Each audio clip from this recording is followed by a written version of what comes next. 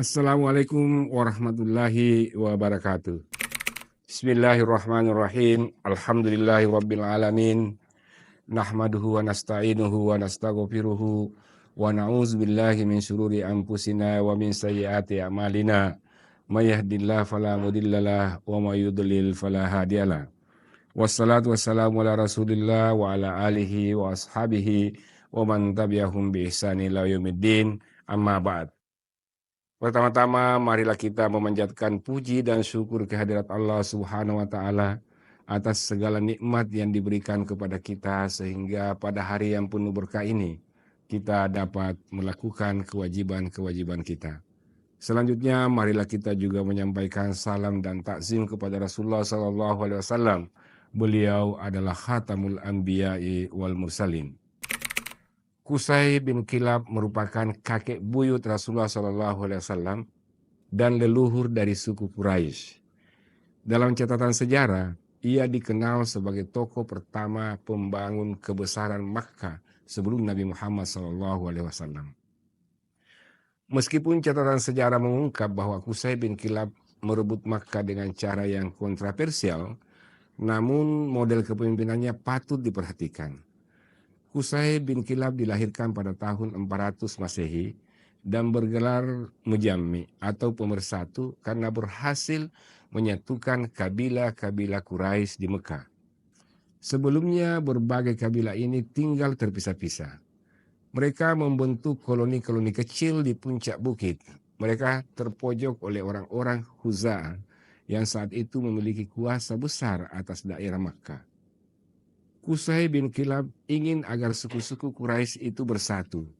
Dalam prosesnya, Qusay bin Kilab sadar bahwa untuk menguasai Mekah tidak cukup hanya sekedar mempersatukan koloni saja, tetapi juga sembari menyingkirkan kelompok-kelompok lain. Di antaranya adalah komunitas Sufa, suku Khaza'ah, dan Bani Bakar. Ketiga kelompok tersebut cenderung memonopoli proses ibadah haji di Mekah dan terkesan otoriter. Sufa misalnya adalah komunitas yang memegang kuasa peribadatan di sekitar Ka'bah. Bagi orang-orang yang berhaji pada waktu itu, Sufa menjadi pihak yang dianggap paling berwenang dalam memimpin peribadatan. Misalnya, para jamaah haji tidak akan melempar jumrah sebelum Sufa melemparnya. Terlebih dahulu, para Sufa kemudian menjelma imam yang dikultuskan dan tidak boleh ditentang pendapatnya. Ia kemudian melobi tokoh-tokoh Quraisy dan Kinana dan memprovokasi mereka untuk mengusir mereka dari Mekah. Tokoh-tokoh Quraisy dan Kinana merespon positif seruannya. Perang pun tidak terhindarkan dan kemenangan diraih oleh Qusay bin Kilab atas suku Sufa. Tetapi dua suku lain, Khaza'ah dan Bani Bakar, tidak tinggal diam. Bersama Sufa mereka bersatu untuk mengagalkan upaya Qusay menguasai Makkah. Pertempuran pun terjadi kembali, korban dari kedua belah pihak sangat banyak. Hingga pada akhirnya mereka memilih gencatan senjata dan memilih melakukan perjanjian damai. Dalam catatan Sirah Nabawiyah yang ditulis oleh Ibnu Hisham, perjanjian damai itu ditengahi oleh seorang hakim bernama Ya'mur bin Auf. Secara tak terduga, Ya'mur pun memutuskan dengan keputusan yang juga sangat kontroversi waktu itu.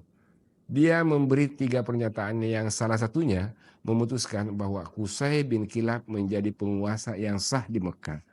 Qusay akhirnya berhasil menguasai Mekah seutuhnya. Ia juga tercatat sebagai manusia pertama yang menguasai 5 hal potensial di Mekah, yaitu menjamin minum para jamaah haji, menjamin makan para jamaah haji, menjamin keamanan Makkah, pemegang otoritas deklarasi perang, serta pemegang otoritas Dewan Musyawarah di Mekah. Di tangan Qusaylah, suku Quraisy akhirnya mampu berkumpul di sekitar Ka'bah setelah sebelumnya tinggal terpisah-pisah. Menariknya, selama Qusay bin Kilab berkuasa, dia menjamin tradisi setiap suku yang tinggal di sekitar Makkah. Agama, tradisi, dan kebiasaan para bani di sekitarnya tidak boleh diubah. Semisal keluarga Safwan, Adwan, Nas'a, Murrah bin Auf. Mereka semua dijamin oleh Qusay bin Kilab untuk melanjutkan tradisi mereka. Karena kebijakannya yang pluralis itu, Qusay menjadi orang pertama dari Bani Ka'ab bin Lu'ay yang menjadi pemimpin yang ditaati kaumnya.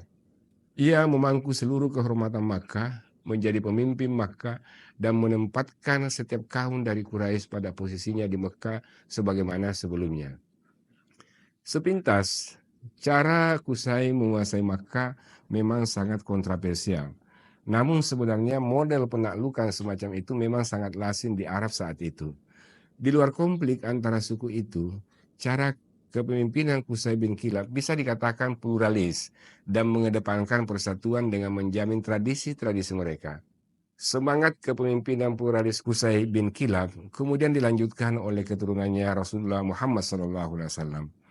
Piagam Madinah menjadi bukti kepemimpinan pluralis yang dipraktikkan oleh Rasulullah SAW di Madinah.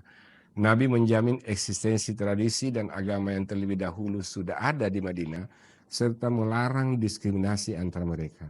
Prinsip di atas sesuai dengan makna surat Al-Mujadalah ayat 11, Ya ayyuhalladzina amanu idza qila lakum tafassahu fil majalisi fafsahu yafsahillahu lakum. Wahai orang-orang yang beriman, apabila dikatakan kepadamu berilah kelapangan di dalam majelis, maka lapangkanlah. Niscaya Allah akan memberimu kelapangan. Ayat ini mengajarkan pentingnya memberikan ruang atau kelapangan kepada sesama dalam majelis, baik secara fisik maupun dalam makna sosial, seperti sikap toleransi, kesediaan berbagi, dan kebaikan. Allah menjanjikan balasan berupa kelapangan hidup kepada orang-orang yang bersedia dan melapangkan tempat atau memberikan kenyamanan kepada orang lain. Prinsip pluralitas ini yang harus kita pegang sampai sekarang.